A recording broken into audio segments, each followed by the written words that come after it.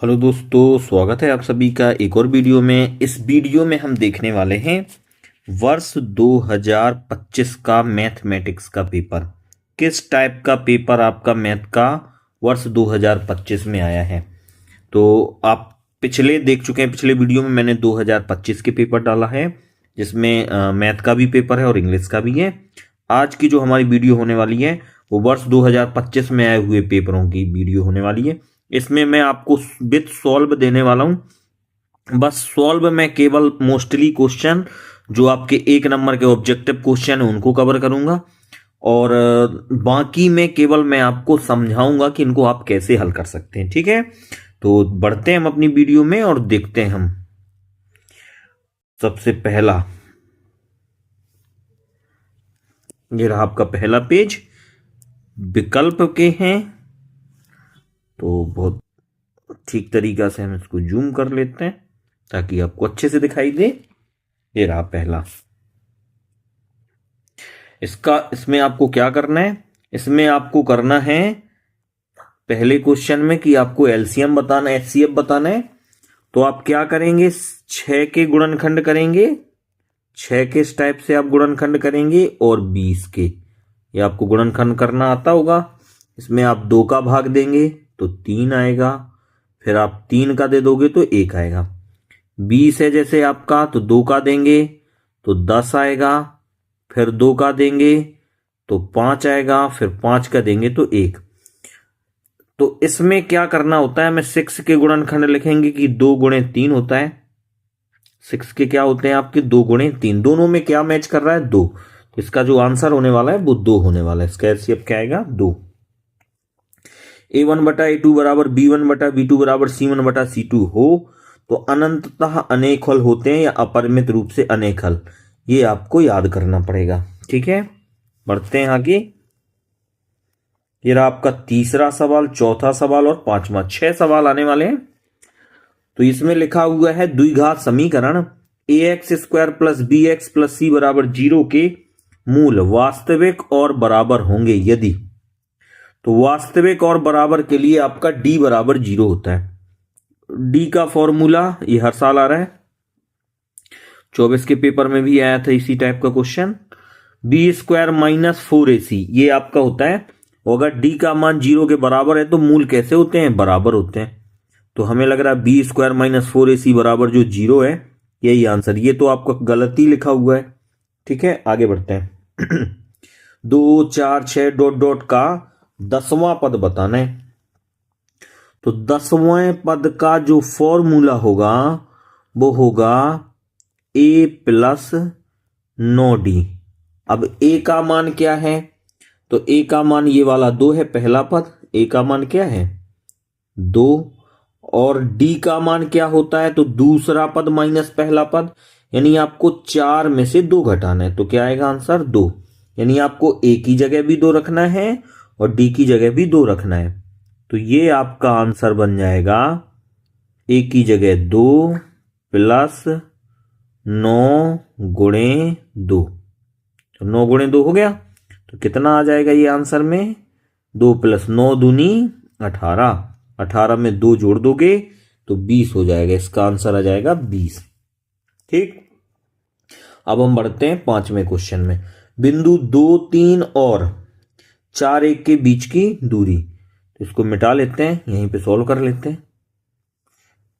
तो इसका आपको हमने दूरी का फॉर्मूला हमने आपको बताया था, होता है under root x2 minus x1 का होल स्क्वायर।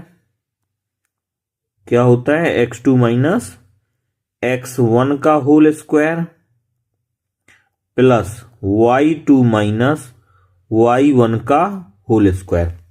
तो x2 क्या, ये वाला 2 जो है वो x1 है, ये वाला 3 आपका y1 है, ये 4 आपका x2 है और ये आपका y1 है। ठीक, तो यहां पे आपको रख देना है। तो x2 माइनस x1 यानी 4 माइनस 2 का होल स्क्वायर बनने वाला है, प्लस y2 आपका होने वाला है 1, तो 1 माइनस 3 का होल स्क्वायर बनने वाला है। तो ये होने वाला है आप 2 का स्क्वायर प्लस 2 का स्क्वायर, तो यहां आपका कितना बचेगा, ये 2 का स्क्वायर, यहां पे भी कितना हो जाएगा -2 का स्क्वायर। तो 2 का स्क्वायर 2 का 4 4 8, 8 को हम कैसे, ये रहा 8, तो पहला ऑप्शन ही मिल गया हमारा। ठीक है, अब हम बढ़े आगे। छठवां क्वेश्चन बताएं आप। एक वृत्त की स्पर्श रेखा हो सकती है, एक वृत्त में कितनी स्पर्श रेखा है, तो भाई स्पर्श रेखाएं तो अनंत हो सकती हैं। अगर वो ये कहता कि कोई वृत्त है, उसके एक ही बाह्य बिंदु से कितनी स्पर्श रेखाएं हो सकती हैं, तो केवल 2। ठीक है, यहां वो कुछ नहीं कह रहा है कितनी स्पर्श रेखाएं किसी वृत्त पर खींच सकते हैं, तो अनंत। अनंत कैसे खींच सकते हैं भाई, ये वृत्त है, एक आपने ऐसी खींच दी है, कैसी खींच दी है, कैसी, तो अनंत खींच सकते हैं आप, चाहे जितनी खींचो। ठीक है, तो एक वृत्त पर हम अनंत स्पर्श रेखाएं खींच सकते हैं। अब हम बढ़ते हैं आगे। अगला पेज आपका ये रहा, ये तो इंग्लिश वाला होगा, सेम क्वेश्चन है। आगे बढ़ते हैं। चौथा, रिक्त स्थान आपको बताना है, रिक्त स्थान। ठीक है, आपको पहला बताना है √2 क्या है, तो अपरिमेय संख्या। क्या है ये, अपरिमेय संख्या है। आगे देखें, एक बहुपद जिसकी घात 3 है वह त्रिघात बहुपद कहलाता है। क्या कहलाता है, त्रिघात बहुपद। ठीक है, इसमें आपको अगला क्वेश्चन है 1/2 और 3/2 में आपको सर्वांतर बताना है। तो सर्वांतर का फॉर्मूला होता है दूसरा पद माइनस पहला पद। जब आप इसका एलसीएम लोगे, दूसरा पद 1/2 है, पहला पद 3/2 है, तो दूसरा पद माइनस पहला पद, तो 1 - 3 हो जाएगा, यानी आंसर हो जाएगा -2/2। 2 से 2 एक बार में कट जाएगा, -1 इसका आंसर हो जाएगा। तो सभी सर्वांग सम त्रिभुज समरूप होते हैं, यहां क्या भरना पड़ेगा आपको, समरूप होते हैं। कैसे होते हैं, समरूप। अगर कोई आकृति सर्वांग सम है तो वो समरूप दोनों जरूर होगी। वृत्त को 2 बिंदु पर प्रतिच्छेद करने वाली रेखा छेदक रेखा कहलाती है। क्या कहलाती है, छेदक रेखा, छेदक रेखा कहलाती है। ठीक है, बोलते जा रहे हैं हम। ये हो गया कोई घटना ई है, पी हो गया घटना की घटित होने की प्रायिकता, और पीई डैश हो गई घटना की घटित ना होने की प्रायिकता। इन दोनों का योग आपका 1 होगा। कितना होगा, योग 1। तो यहां पर आप क्या भरेंगे, 1। ठीक है, बढ़े आगे।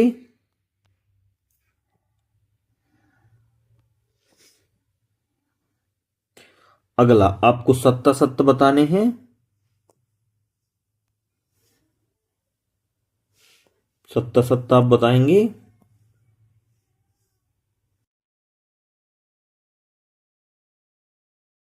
बताएं आप पहला आंसर इसका। निम्न में से सत्य सत्य लिखिए। आपको बताना है समरूप त्रिभुजों के क्षेत्रफल सदैव बराबर होते हैं, तो बिल्कुल गलत है। समरूप त्रिभुज के क्षेत्रफल कोई जरूरी नहीं है बराबर होना, सर्वांग सम के जरूर होते हैं। 1 2 1 3 एक समांतर श्रेणी नहीं है, तो यहां कितने क्या हो रहा है, एक बढ़ रहा है, यहां घट रहा है, फिर यहां बढ़ रहा है। बिल्कुल सही, कोई समांतर श्रेणी नहीं है। समांतर श्रेणी का मतलब होता है समान रूप से या तो बढ़े या समान रूप से घटे। किसी बिंदु की y अक्ष से दूरी उस बिंदु पर y का निर्देशांक होता है। भैया y अक्ष से दूरी x का निर्देशांक होता है, ये भी गड़बड़ होगा, क्योंकि जैसे आपका ये है y अक्ष से दूरी, तो आप x में जा रहे हैं, y अक्ष से दूरी देख रहे हैं। ठीक है, अगर आप x अक्ष से दूरी नापो किसी की, तो y अक्ष में जाओगे आप। शंकु का आयतन, बिल्कुल गलत। शंकु का आयतन क्या होता है, आयतन होता है शंकु का 1/3 πr²h। अगला, घटना ई की प्रायिकता एक ऐसी संख्या है कि पी हमेशा 0 और 1 के बीच होता है, तो ये एकदम सही है। कोई भी घटना की प्रायिकता हो वो 0 और 1 के बीच ही होती है। अब बढ़ते हैं आगे। अगला क्वेश्चन, दीर्घ खंड का क्षेत्रफल संगत त्रिज्य खंड के क्षेत्रफल से कम होता है। तो त्रिज्य खंड के क्षेत्रफल से कम होता है, एकदम सही है। जैसे आप देखें तो ये कहलाता है आपका क्या, त्रिज्य खंड। जब त्रिज्य खंड दो भागों में बढ़ जाता है तो ये कहलाता है आपका केवल वृत्तखंड। तो वृत्तखंड निश्चित छोटा होगा। अब हम आगे बढ़ते हैं। ये रही आपकी जोड़ियां। जोड़ियां दोस्तों हमेशा आती हैं, कहां से आती हैं, वो आती हैं 9 पार्ट से। आपका लाल बटे कक्का वाले अगर आपको फॉर्मूले पता है तो ही आप कर पाओगे। ठीक है, जूम कर लेते हैं। ये रहा, बताएं इसका आंसर। आप पहले स्वयं देखा करें थोड़ा सा।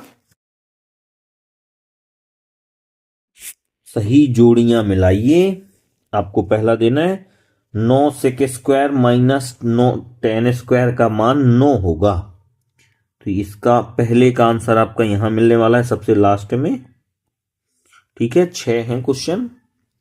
cos 0 का मान 1 होता है, तो ये आपका दूसरा आंसर होने वाला है। sin 0 का मान 0 ही होता है, तो ये तीसरा आंसर होने वाला है आपका।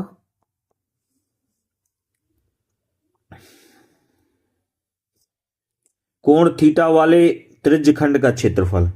तो त्रिज्य खंड के क्षेत्रफल का फॉर्मूला यही होता है थीटा बटे 360 पाई आर स्क्वायर। तो चौथे का आंसर आपका ये होने वाला है। बहुत बढ़िया। अर्धगोले का वक्र पृष्ठीय क्षेत्रफल, तो ये सही है 2 पाई आर। बड़े सरल आए। ये 5th हो गया आपका।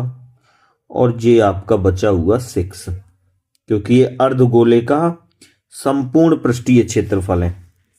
ठीक है, तो ये आपका हो गया। आपने 3 सर्वसमीकाएं पढ़ी हैं। पहली थी sine square theta plus cos square theta बराबर में 1। दूसरी अपन ने पढ़ी थी 1 धन टेन स्क्वायर थीटा बराबर में सेक स्क्वायर थीटा। तो ये इसी फॉर्मूले से है।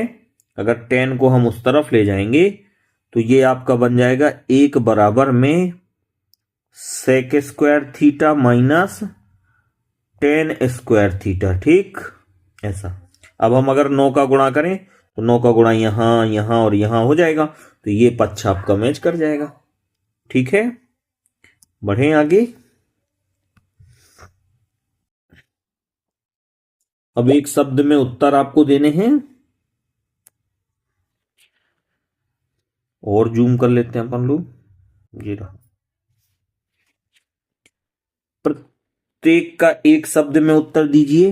द्विघात समीकरण का मानक रूप ये होता है ax square plus bx plus c। ये होता द्विघात समीकरण।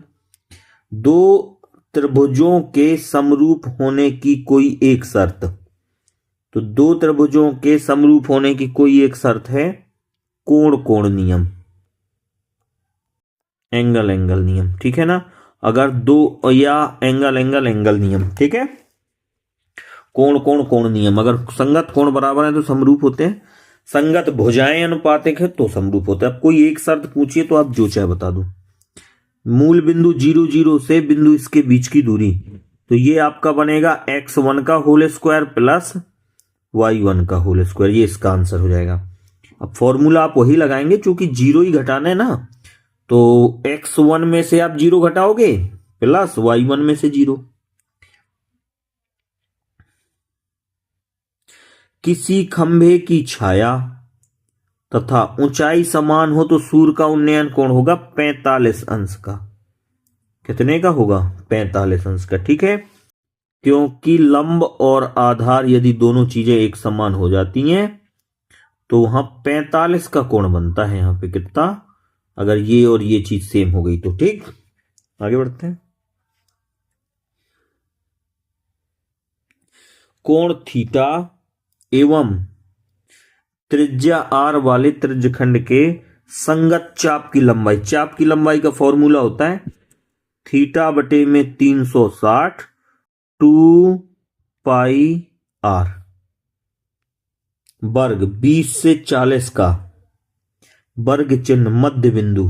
तो भैया इन दोनों को जोड़ के 2 का भाग दे दो तो 30 आ जाएगा आंसर, क्योंकि 20 और 40 आपको जोड़ना है 60 और 2 का भाग देना है तो 30। ठीक है, बढ़े आगे।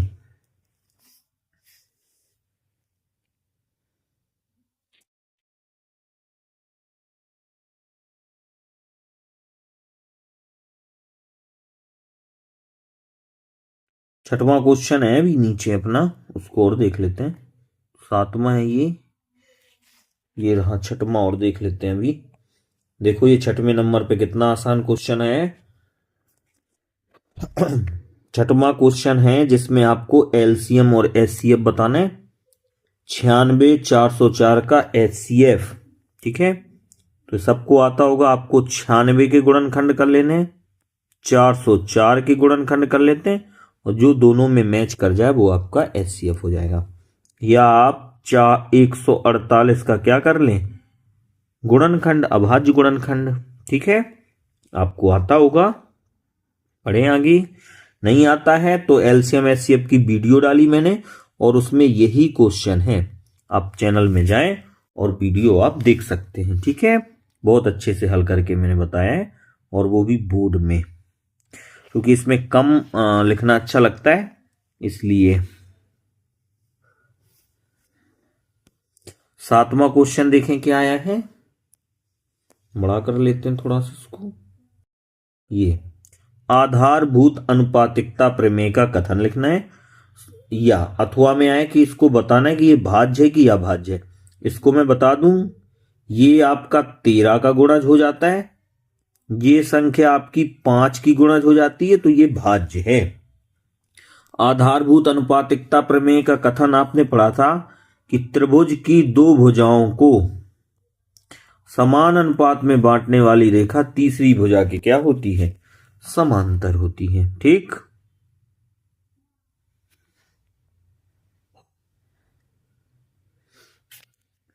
ये चित्र बना है। इस चित्र में आपको px के शून्यकों की संख्या बतानी है। तो ये जितनी बार जहां जहां इसको x अक्ष को ये टच कर रही है रेखा, इतने इसके उतनी शून्यक होने वाले हैं। तो कुछ नहीं करना है, इसमें हल डाल के आपको लिख देना है कि इसमें 3 शून्यक हैं और 2 नंबर मिल जाने हैं आपको। इसके अथवा वाला चाहे थोड़ा लंबा पड़े आपको, लेकिन उसको भी देख लेते हैं। द्विघात समीकरण के शून्यक निकालना है, तो आपको क्या करना पड़ेगा, जो x² माइनस के 3x माइनस के 10 है, इसको आपको 0 के बराबर लिखना है। अब आपको बताना है कि गुणा करने से 10 और घटाने से 3 है ऐसी संख्या। तो 5 दूनी 10, और 5 में से अगर 2 घटाओ तो 3 ही बचता है। 3 की जगह आपको लिख देना है 5 माइनस 2, x माइनस 10 बराबर में 0। अब आपको माइनस खोल देना है, x का गुणा करना है, तो ये हो जाएगा आपका x² minus 5x plus 2x minus 10 बराबर में 0। अब आप 2 के जोड़े बना लें। 2 के जोड़े बनाएंगे तो पहले जोड़ा से x कॉमन हो रहा है, तो x माइनस 5, और दूसरे जोड़ा से आपका क्या कॉमन हो रहा है 2, तो क्या बचेगा ये x माइनस 5 बराबर में 0। अब आप x माइनस 5 ही बाहर निकाल लें तो क्या बचेगा यहां x प्लस 2। अब इन दोनों को 0 के बराबर लिखना होता है, तो x माइनस 5 बराबर आप 0 लिख देंगे, तो माइनस का 5 उस तरफ चला जाएगा, तो ये आपका x बराबर बन जाएगा प्लस के 5। क्या बन जाएगा, प्लस के 5, और यहां x प्लस 2 बराबर आप 0 लिख दोगे, तो x बराबर आ जाएगा माइनस के 2। ये आपके शून्यक आ गए। ठीक, पूरा सॉल्व कर दिया हमने। अब बढ़ते हैं हम आगे।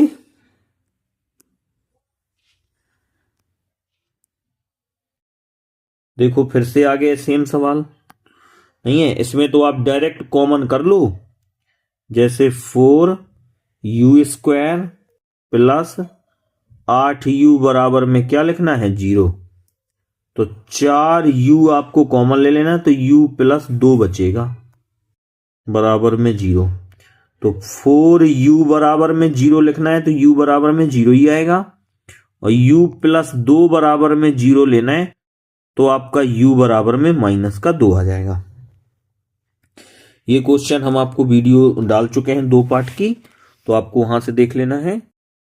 ठीक है, बढ़ते हैं आगे। 2 पार्ट के हैं ये दोनों क्वेश्चन, ये 3 पार्ट के हैं। आपको युग्म को हल करना है। अब चाहे आप प्रतिस्थापन विधि लगाएं और चाहे आप विलोपन। ठीक है, तो जैसे हम इसको कौन सी विधि से हल करें, विलोपन से ही करते हैं।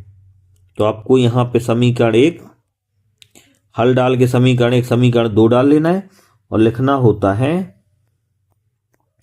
समीकरण 1 और समीकरण 2 से।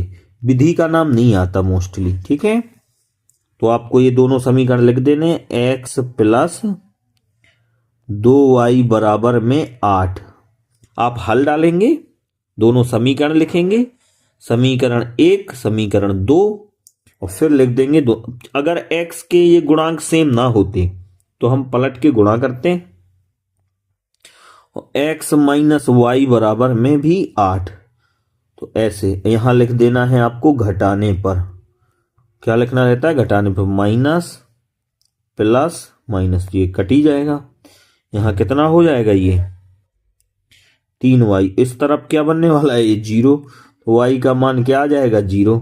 अब y का उठा के आप यहां रख देंगे तो x बराबर आपको 8 प्राप्त हो जाएगा। क्यों, 2 का गुणा आप y से करेंगे तो ये पूरा 0 ही हो जाएगा, तो x का मान 8 आ जाएगा। ठीक, ये तुलना करने वाली समस्या देख लें एक बार।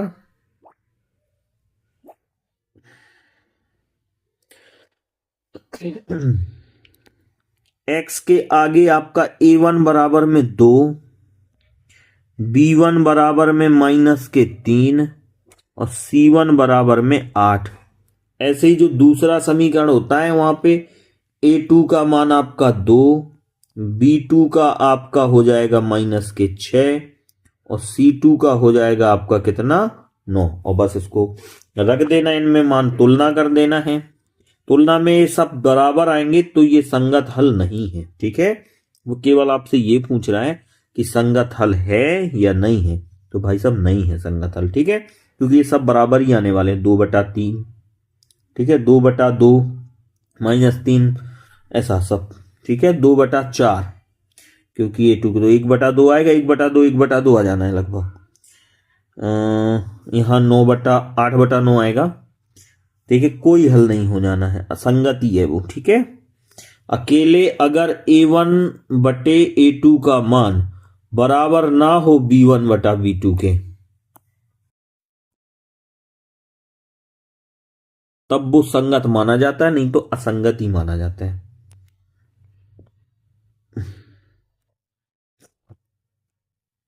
अगला क्वेश्चन देखें, ये बड़ा आसान क्वेश्चन है। यही का यही क्वेश्चन आपका विकल्प में आया है। देखो यही क्वेश्चन यहां आ गया है। पढ़ेंगे 11th नंबर क्वेश्चन।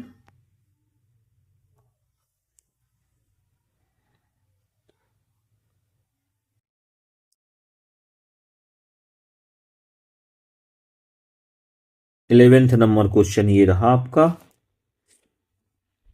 क्वेश्चन है 2 7 12 डॉट डॉट का 10वां पद। तो अभी विकल्प में बताओ, ये क्वेश्चन आया था तो आपको लिख देना है 10वां पद। तो 10वें पद का फॉर्मूला क्या होता है, a प्लस 9d।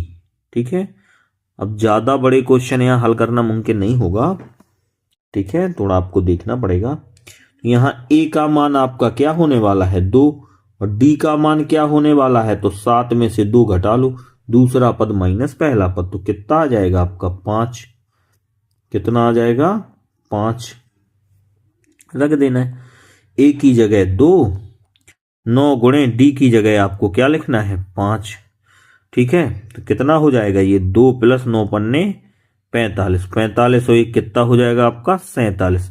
इतना छोटा सा सवाल आया है 2 नंबर में। इसके अथवा वाला चाहे थोड़ा सा बड़ा है, कुछ बड़ा नहीं है। ऐसा मान लेते हैं कि nवां पद बराबर में क्या है -81। ठीक, तो nवें पद का फॉर्मूला रख देते हैं a + n - 1 × d बराबर में -81। ठीक, बस ए की जगह ए का मान, डी की जगह डी का मान, और आंसर आ जाता है एन का। आधारभूत समानुपातिकता प्रमेय का कथन देखो दोबारा आ गया है, ये एक शब्द में भी यही पूछा गया है और इसमें भी। ठीक, यहां आपको इन दोनों को सिद्ध करना है ये चीज, तो इन दोनों को समरूप सिद्ध कर देते हैं। समरूप त्रिभुजों की संगत भुजाओं का अनुपात बराबर होता है, तो आंसर आ जाते हैं। यहां आपका वाई अक्ष पर एक ऐसा बिंदु ज्ञात करना है जो इससे समदूरस्थ हो, तो उस बिंदु को हम वाई अक्ष पर है तो x 0 मान लेते हैं, और उस बिंदु को अपन P मान लेते हैं। क्या मान लेते हैं? अब x y अक्ष पर है P बिंदु, तो इसका निर्देशांक बन जाता है 0 और y, और a और b से क्या होता है? समदूरस्थ। तो PA बराबर PB करके इसको हल कर लेते हैं। इन दोनों के बीच की दूरी निकालना आपको आता होगा। 13वें नंबर का सवाल है।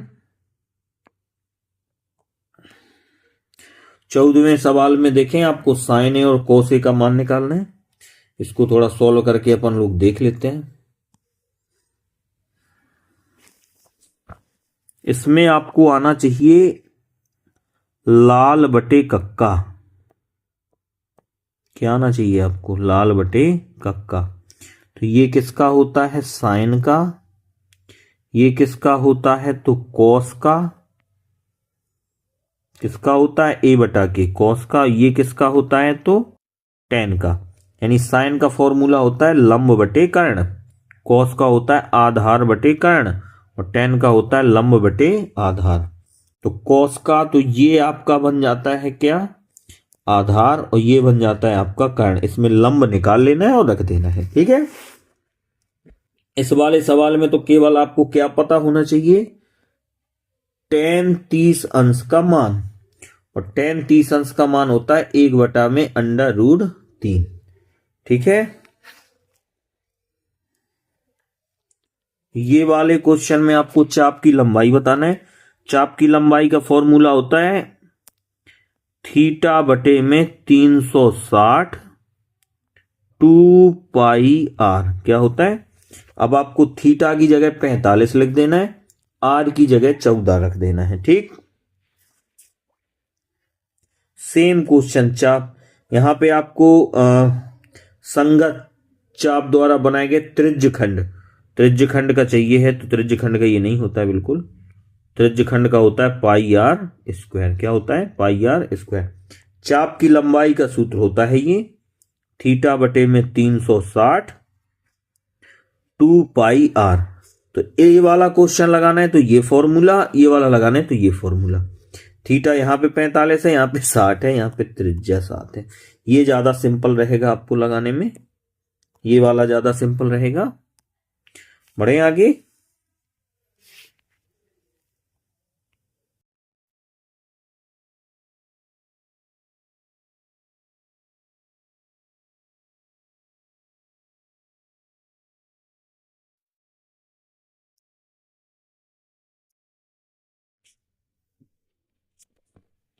देखें, आगे बढ़ते हैं।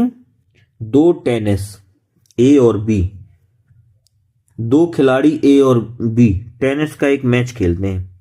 यदि ए के मैच जीतने की प्रैक्टिस इतनी है तो बी के जीतने की, यानी अगर ए जीतेगा तो बी नहीं जीतेगा, तो बी के ना जीतने की पूछ रहा है, तो इसको एक में से घटा दो अब 0.63 को।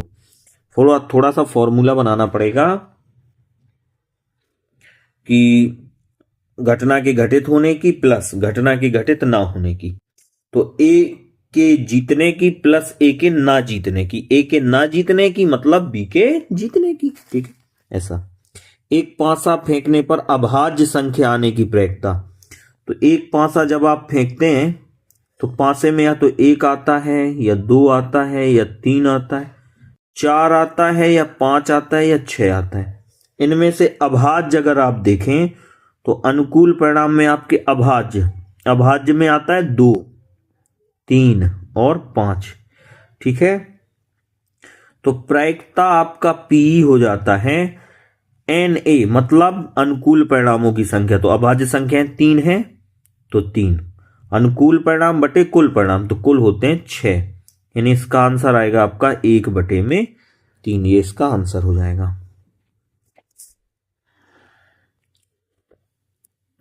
अगला क्वेश्चन देखो, एक थैले में 3 लाल और 5 काली गेंदें हैं। एक थैले में से एक यद्राक्षा निकाला जाता है। प्रायिकता क्या है? लाल गेंद होने की, लाल गेंद ना होने की। इसमें आप जो कुल परिणाम मानेंगे ना, कुल परिणामों की संख्या होगी 8। लाल कितने हैं? वो अनुकूल परिणाम होंगे। तो अनुकूल परिणाम कितने हैं आपके? 3। तो बस प्रायिकता P बराबर फॉर्मूला होता है Na/NS। ठीक है, जो शॉर्टकट में लग सकते हैं वो लगा रहा हूं मैं। तो Na कितना है? 3। NS कितना है? 8। ये इसका आंसर होगा। अब लाल गेंद ना होने की, तो आप इसको 1 में से घटा दें 3/8 को, तो आंसर आ जाएगा 5/8। क्यों भैया? लाल ना होंगी तो काली होंगी। ठीक है, अगला क्वेश्चन देखें। 52 पत्तों की अच्छी तरह से फेंटी गई एक गड्डी में से एक पत्ता निकाला जाता है। लाल रंग का तस्वीर वाला पत्ता होने की प्रायिकता ज्ञात कीजिए। तो भैया लाल रंग के तस्वीर वाले, ठीक है, पहली बात तस्वीर वाले पत्ते होते हैं 12। कितने होते हैं? 12, जिसमें से 6 होंगे लाल और 6 होंगे आपके काले। तो 6 इसका 52 आंसर करना होता है। आपको लिखना पड़ता है कि कुल पत्तों की संख्या 52 है, तो कुल परिणाम की संख्या हो गई 52। और तस्वीर वाले लाल पत्ता होंगे 6। कितने होंगे? 6। तो 6/52 इसका आंसर हो जाते हैं। अब हम और आगे बढ़ते हैं। ये देखें,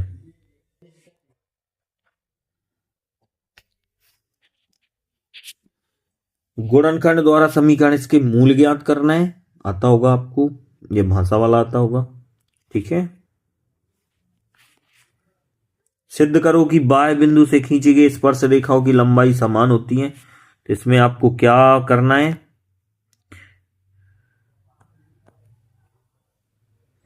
इसमें आपको एक वृत्त में बाह्य बिंदु से 2 स्पर्श रेखाएं खींच देनी है। एक पीए हो जाती है, एक पीबी हो जाती है, बीच में केंद्र। ठीक है, इस प्रकार से इन दोनों को मिला के ये दोनों त्रिभुज सर्वांग सम हो जाते हैं। और सर्वांग सम त्रिभुजों की संगत भुजाएं बराबर होती हैं। तो पीए बराबर पीबी सिद्ध हो जाता है। ये क्वेश्चन भी आपका बड़ा आसान है, कर सकते हैं आप लोग। ठीक है, देखो 2 घनों वाला आया है 2025 में। इसके बाद में ये सवाल आपका आया है, एक जूस बेचने वाले ने अपने ग्राहक को, पूरा देखो चित्र भी आगे बना है, थोड़ा और देख लेते हैं। ये बना है पूरा चित्र। एक जूस बेचने वाला अपने ग्राहक को आकृति में गिलास से जूस देता है। ये रहा गिलास, इसमें आपको जूस पीना है। बेलनाकार गिलास का आंतरिक व्यास 5 सेंटीमीटर, परंतु गिलास के निचले आधार तली से उभरा हुआ गोला है। तो नीचे से है वो गोलाकार। ठीक है, ये ऐसे ही होते हैं रेस्टोरेंट में, ऊपर से गिलास आपको बड़ा दिखेगा, यहां से उभरा हुआ रहेगा, तो ये इतना ही भर पाएगा। ठीक है, उभरा हुआ अर्धगोला है जिससे गिलास की धारिता कम हो जाती है। ठीक है, अब आप जाते हैं रेस्टोरेंट में तो बाल्टी दिखती है आपको बहुत बड़ी, उसमें दाल आती है, और बाल्टी में इतना तो वो ठोस ही रहता है, खत्म, इतने में तो उसमें आना नहीं है। तो आप प्रसन्न हो जाते, इतनी सी थोड़ी सी दाल दे देता है वो। ठीक है, तो ऐसा ही उसने होशियारी दिखाई है, यहां अर्धगोला बना दिया है। कुछ नहीं करना है, बेलन के आयतन में से अर्धगोले का आयतन आपको हटा देना है, आंसर आ जाएगा। ठीक, उसकी धारिता आपको पता चल जाएगी।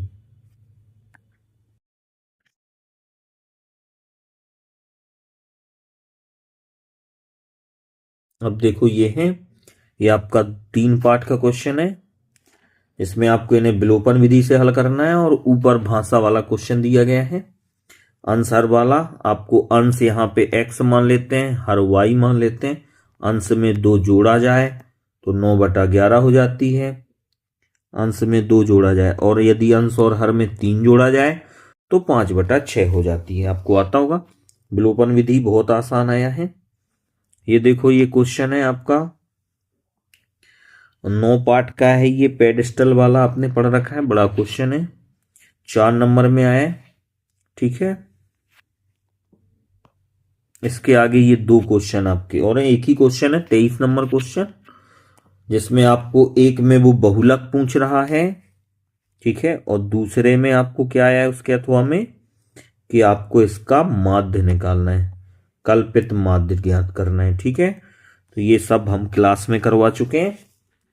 तो ये रहा आपका 2025 का पेपर, लगभग मैंने आपकी हेल्प की है।